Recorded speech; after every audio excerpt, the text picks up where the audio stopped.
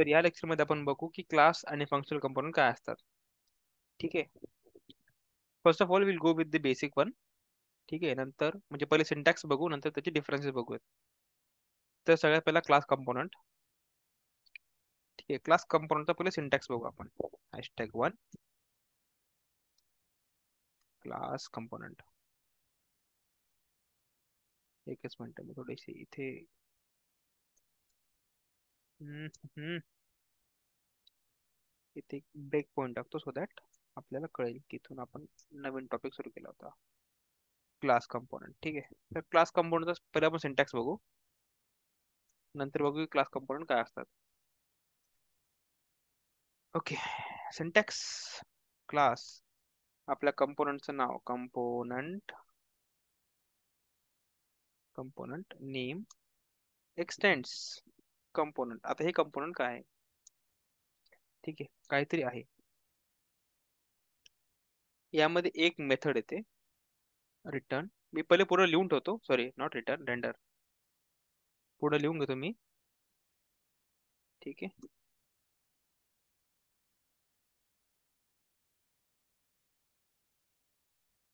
Return इथे असेल आपला काहीतरी JSX किंवा TSX. ठीक आहे. तर हा सॉर्ट ऑफ सिंटॅक्स आहे ऑफ क्लास कंपोनंट. अरे काय होतंय. ठीक आहे. Oh sorry, I made a mistake.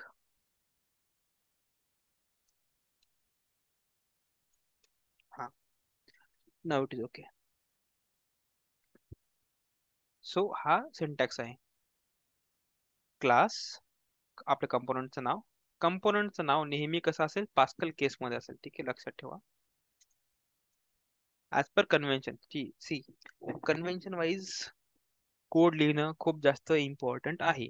आत्ता पण, वाईल प्रॅक्टिसिंग, नंतर पण वाईल क्रिएटिंग प्रोजेक्ट्स, आणि त्यानंतर पण while being in a job. Convention wise code लिहिणं खूप खूप खूप जास्त गरजेचं आहे. आणि मला खूप म्हणजे लास्ट बॅच मध्ये पण असे काही मुलं होते जे कन्व्हेन्शन वाईज नव्हते लिहित आणि अजून पण नाही लिहित, आणि त्याचा त्यांना त्रास होतो. ठीक आहे.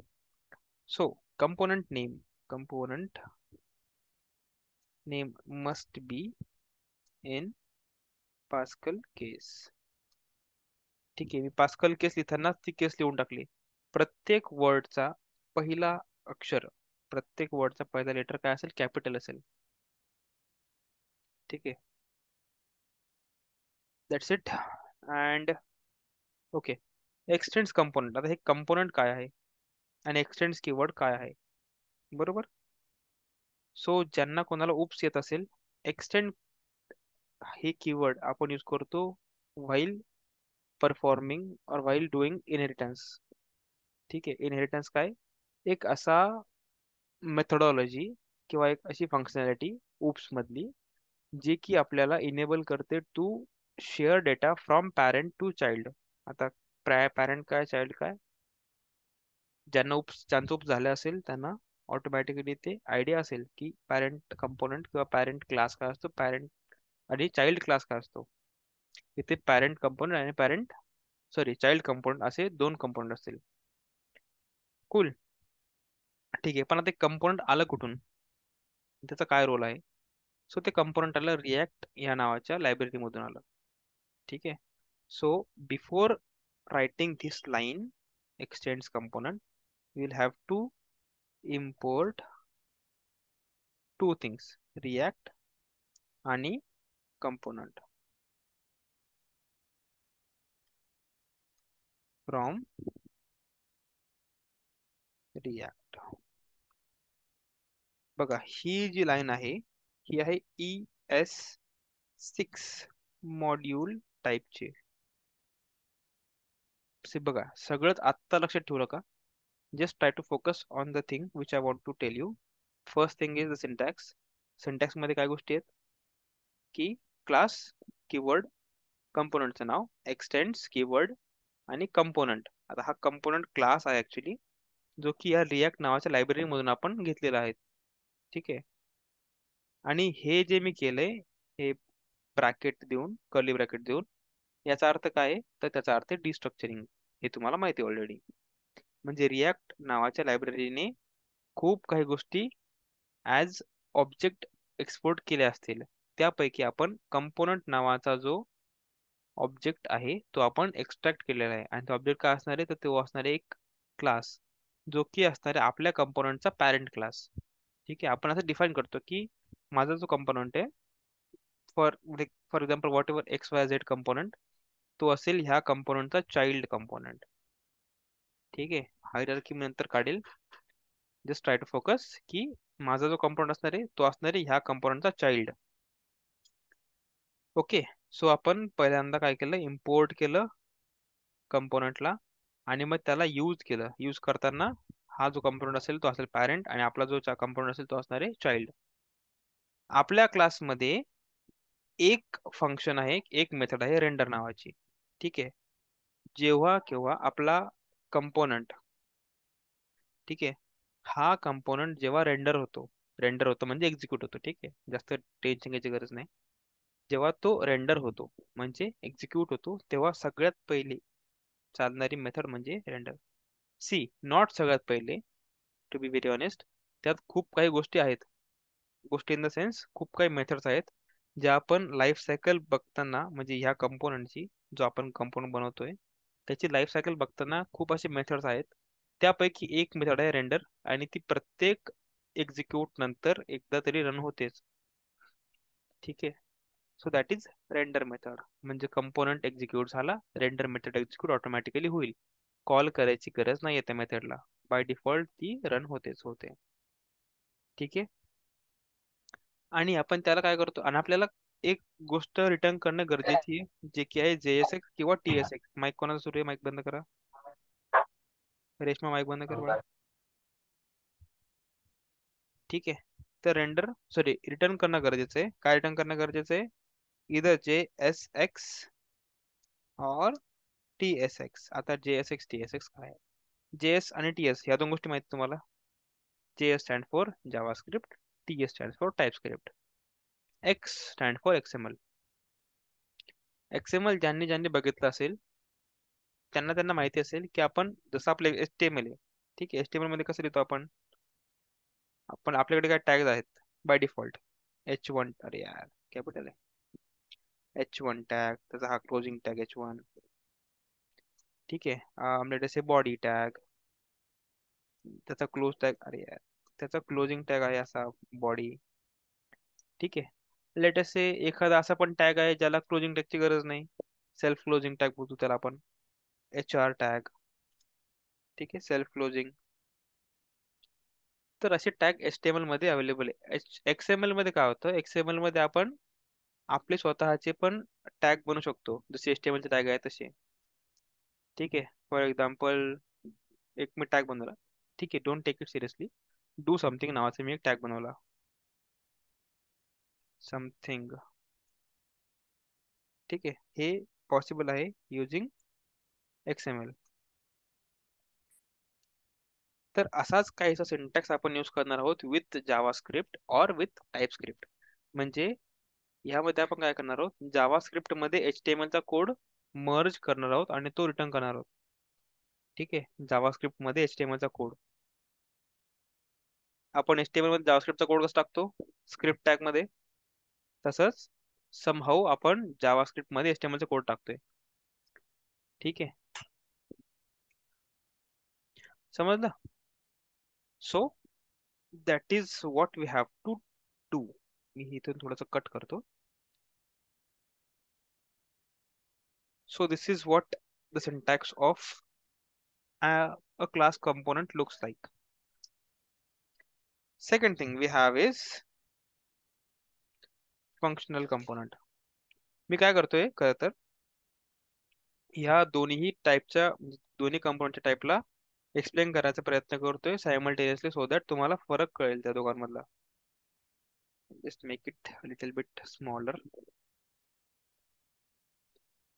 टेक्स्ट दिसतोय ना की खूप जास्त छोटा झाला? दिसतो दिसतोय सर. ना? हा ठीक आहे. Okay cool.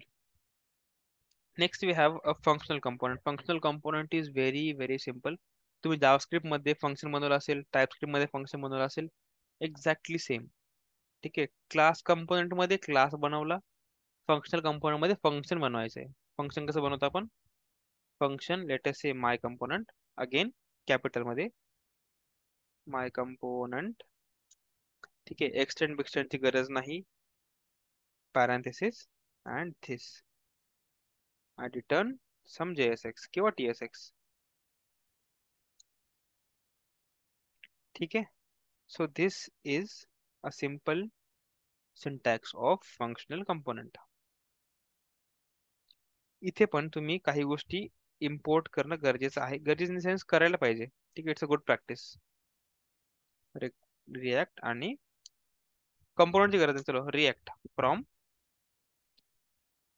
React package or React library or React module, whatever you want, you can say. So this is the syntax difference of functional and class component. ठीक है. चलो, one more thing now. See ही गोष्ट आपण पुढच्या lecture मध्ये बघणार आहोत, डीप डेप्थ मध्ये, जे की आहे. अच्छा, आपण हे नाही बघितलं ना, एक्सटेंड्स कीवर्ड काय करतं, काय सांगितलंय मी ऑलरेडी. एक्सटेंड कीवर्ड तुम्ही बोललोय का already?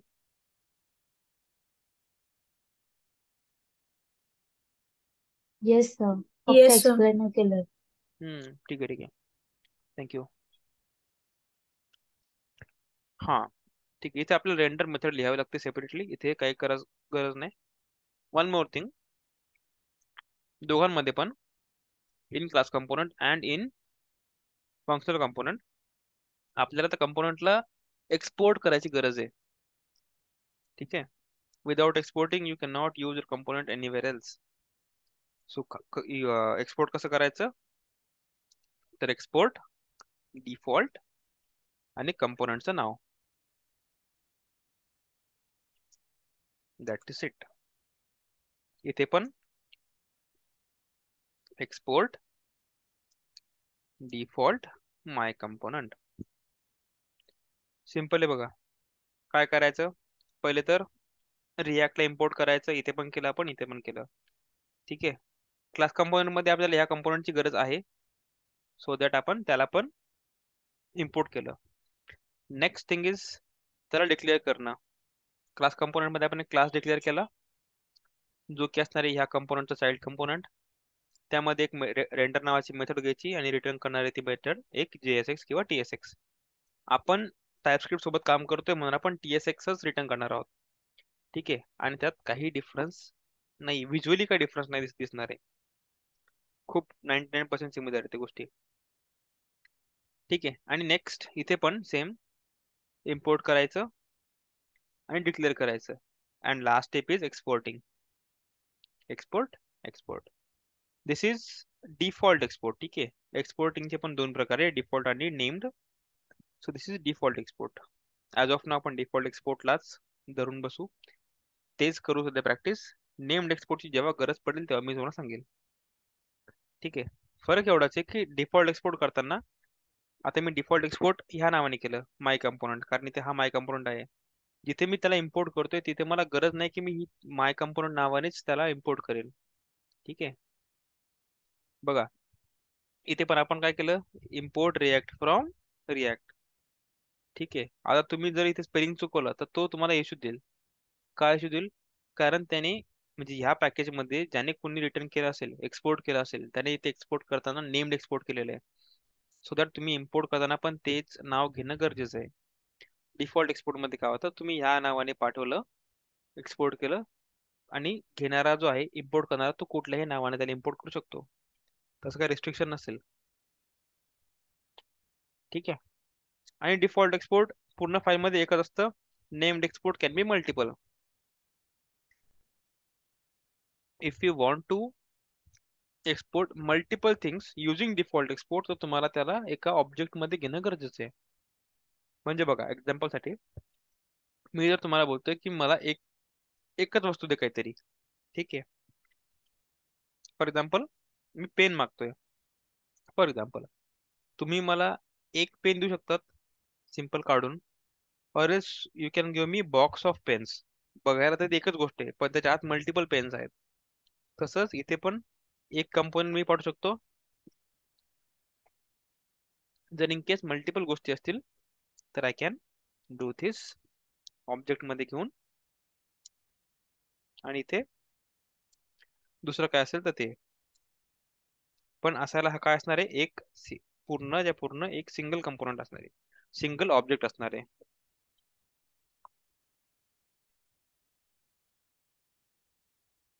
So this is the syntax of class and functional component. Let us do it practically. I'll change my screen to VS Code. दिसते माझी VS Code screen? Yes. Okay, thank you. So we have a lot of files. ठीक आहे. तर गरज आपल्याला जास्त फाईल्सची नाहीये. एक फोल्डर जो आपल्याला खूप जास्त कामाचा आहे. पहिली गोष्ट तर यातली कुठलीच फाईल बिनकामाची असं काही नाहीये. आपल्या गरजेचं काय फक्त ते बघा.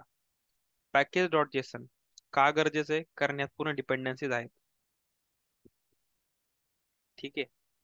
डिपेंडन्सीज एक काइंड ऑफ अशा फाईल्स असतात ज्याच्या शिवाय आपला प्रोजेक्ट रन होऊ शकत नाही. ठीक आहे. तर त्या सगळ्या डिपेंडन्सीज वर लक्ष ठेवणं जे आपल्या प्रोजेक्टसाठी इम्पॉर्टंट आहे. त्याचं काम कोणाचं काम आहे हे, तर package dot JSON file package dot JSON नावाच्या फाईलचं आहे. ठीक आहे. ह्या आपल्याला लागणारे पॅकेजेस, त्याला पण काही पॅकेजेसची गरज असेल. जसं की नोडमॉन फॉर एक्झाम्पल एक पॅकेज आहे, त्याला पण काही दुसऱ्या पॅकेजेसची गरज असेल, जेणेकरून तो फाईलला कंटिन्युअसली रीड करतोय, राईट. तर त्या सगळ्या पॅकेजेसचं इलॅबोरेटिव्ह म्हणजे काय, एकदम संदर्भासोबत पूर्ण लक्ष ठेवणं, ट्रॅक ठेवणं, ते काम कोणाचे आहे, तर पॅकेज लॉग डॉट जेसन नावाच्या फाईलचे आहे. तर इलॅबोरेटिव्ह म्हणजे कसं, तर ती पॅकेजचं नाव, ते कुठे स्टोअर्ड आहे. म्हणजे बघा, नोड मॉड्यूल्स मध्ये, म्हणजे हे नोड मॉड्यूल्स आपल्या या साईडला दिसते का लेफ्टला, त्या नोड मॉड्यूल्स मध्ये त्याचं काय नाव आहे, त्याला काय लागतंय, त्याचं व्हर्जन कुठलं आहे, त्याला कुठून घेतलेलं आहे. बघा हे मी बोलतो ना npm रजिस्ट्री, ही त्याची लिंक आहे पूर्ण. ठीक आहे. त्याची इंटिग्रिटी काय, इंटिग्रिटी इन द सेन्स सिक्युरिटीसाठी, की ती कसं एन्क्रिप्टेड होतं, आपण त्याला कसं डिक्रिप्ट करून यूज करू शकतो. आपल्याला नाही करायची गरज, ऑटोमॅटिक ते करतं. ठीक आहे. त्याला काय गोष्टी इम्पॉर्टंट आहे, जसं की ते नोडचं इंजिन हे 0.1.0 पेक्षा मोठंच पाहिजे, कमी नसायला पाहिजे. असं सगळ्या सगळ्या डिपेंडन्सीजची माहिती ठेवते package log dot JSON file, आणि ते पण एकदम पिन पॉईंट, म्हणजे एकदम टिपटॉप. पॅकेज डॉट जेसन मध्ये तेवढं नाही, फक्त काय, पॅकेजचं नाव आणि व्हर्जनचं नाव, दॅट्स इट. आता आपल्याला कोड कुठे करायचा आहे, मेन कोड तर SRC मध्ये करायचा आहे.